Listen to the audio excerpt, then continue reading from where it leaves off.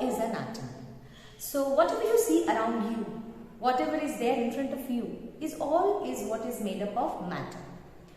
Now matter is made up of small tiny particles which are known to be as atom. So let's take an example of sodium. As I told you, we have to remember the atomic number, and atomic number of any atom is equal to the number of electrons or number of protons present in that particular atom. So as the atomic number of Na is 11, so the number of electrons present in the neutral atom of Na is equal to 11. Correct? So now we are going to distribute these 11 electrons in the atom of sodium. So let's do that. So the electronic configuration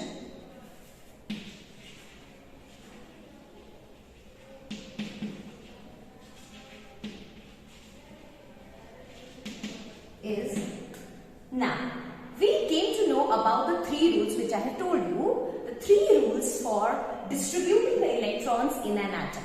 The first rule says that maximum number of electrons which can be filled in an atom is given by the formula 2n squared, where n is denoted as the shell number. Which number is that? Which shell number?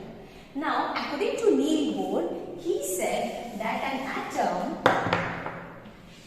has its nucleus, and these are discrete orbits which are named as K, L, M, N and so on. There are discrete orbits having different energy.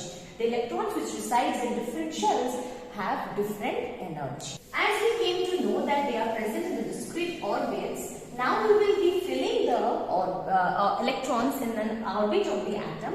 First of all, by knowing its rules. So as I said you, the first rule is 2n square. So if n is equal to 1 means the first shell, K shell, where n is equal to 1. For that, 2 into 1 square, that is equal to 2. That means in the first shell, only 2 electrons can reside. Right? N is equal to 2. Then by the formula 2n square, it will be 2 square, that is equal to 8. So in the second cell, that is the L shell, how many number of electrons can be filled in it? Maximum 8 electrons. Now what does the second rule say?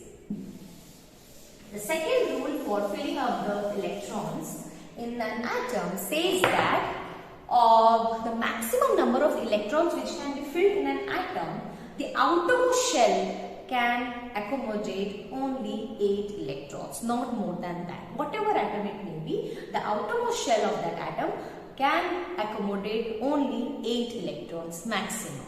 Right? And the third rule is that we will be able to fill the electrons in the inner shell first and then outer shell. Not the outer shell first and then the inner shell.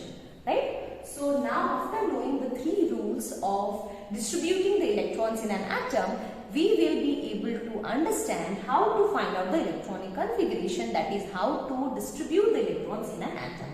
So the electronic configuration we are going to find out now. So the electronic configuration is, from the first rule you came to know that the K shell will accommodate 2 electrons in it. Right? Now after we fill 2 electrons, how many electrons are left to be filled? Of course, you can find it out, 9 electrons. Now, can I fill it with 9? No, a big no.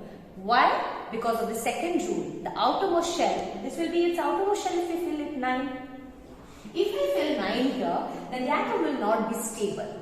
Because of the second rule, octet rule, that the outermost shell can accommodate only maximum 8 electrons, not more than that. So now we will be filling 8 electrons in it. Now the rest of the electrons, how many electrons are left now? Only 1. That electron will go to the last shell, that is M shell.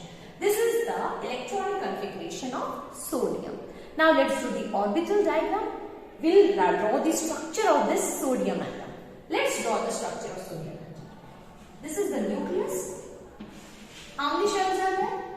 K, L and K cell accommodates 2 electrons, L shell 8 and M shell 1.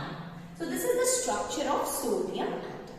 Now from the structure you can also find find out the valency of this atom. How? You all know what is valency, isn't it? So let's talk about it in the next class. Have a good day and Jai Hind.